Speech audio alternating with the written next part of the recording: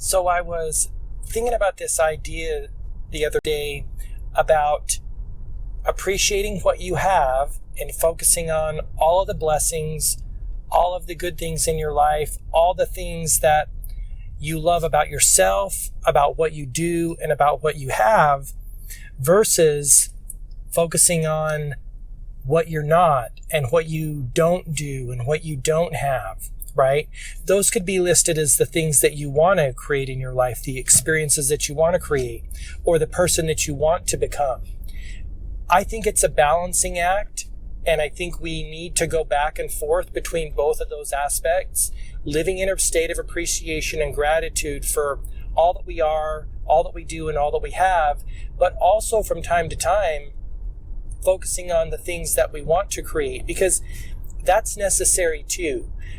It could be argued, and I would probably think this would be an awesome way to go through life. It could be argued that if you only lived in a state of constant appreciation for everything in your life now, all of your experiences and circumstances, you'd probably live a pretty awesome life. But I think that there might be some left on the table for focusing on the things that we want to create. Let's be honest. I mean, we didn't come here to do nothing and to not set goals and not push into our fears and doubts and do things that are uncomfortable, right? I mean, lots of things that we want to experience are outside of our level of comfort.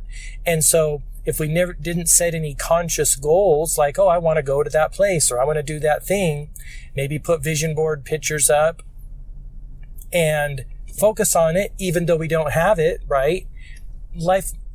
I think we'd be leaving a lot on the table. But don't get me wrong, I'm all about constantly reminding ourselves about how much we have to be appreciating in our lives, right? The reason this came up and the reason I wanted to shoot this video is because I think that most people, myself included, don't spend enough time appreciating what we have.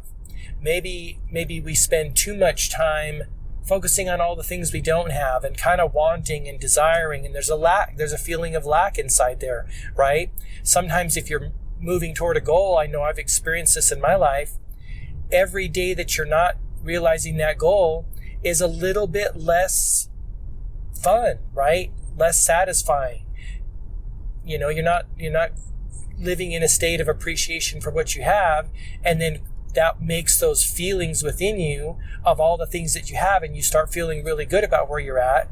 But sometimes I get too far off on the side of focusing on what I don't have yet or am building or am creating, and that keeps me in a constant state of it's not there, I don't have it, and because of that I don't feel as good as I want to feel or as I could feel. And so one of the practices that I do on a frequent basis is making lists of things that I appreciate, and like I said, I focus on those three areas: who I am, what I do, and what I have. And on those days and when I'm in that mindset, I'm not thinking about the things that I'm building, right? I'm not thinking about the things that I'm creating or that I want to create or that I want to do in the world. I'm only focusing on those things that I appreciate. And you know what? It makes me feel a whole lot better. And so that's what I want to share in this video.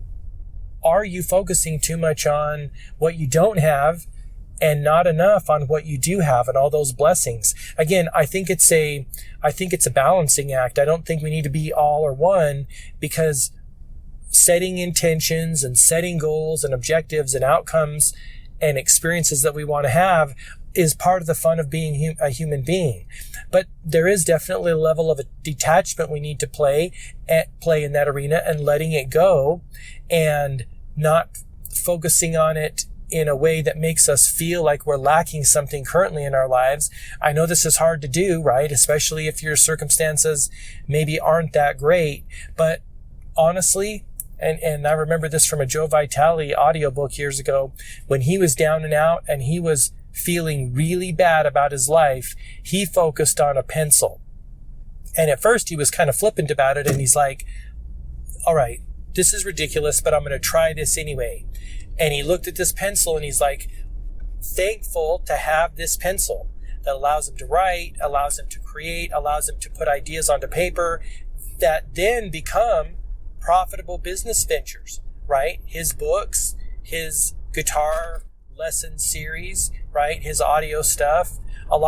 We create with pencil, right?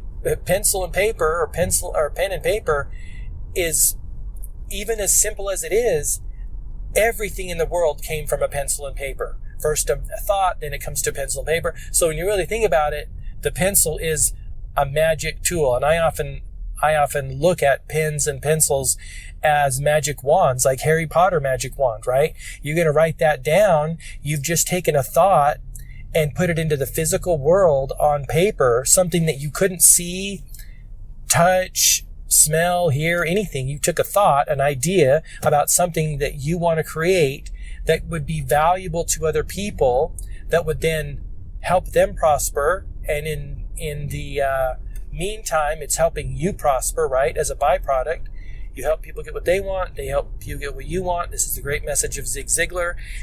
So when you think about it, pens and pencils are our magic wands, right? Just because we don't have a magic wand like Harry Potter doesn't mean we can't make magic happen. And so I get it, how Joe Vitale focused on that pencil and was really appreciative and grateful and thankful that he had that pencil. So it's the smallest little things, right? Maybe you interact with some person that you don't know, and an exchange has happened and you come away feeling better, they come away feeling better. Honestly, like the smallest little spark of appreciation or gratitude or satisfaction can spread like a wildfire in our consciousness, and it can just change our state of being and our mood instantaneously really fast. So that's what I wanted to share with you in this video. Make it a practice to focus on the good things and also the things that you haven't yet created, right? But if it's going to be, maybe the 80-20 rule applies here.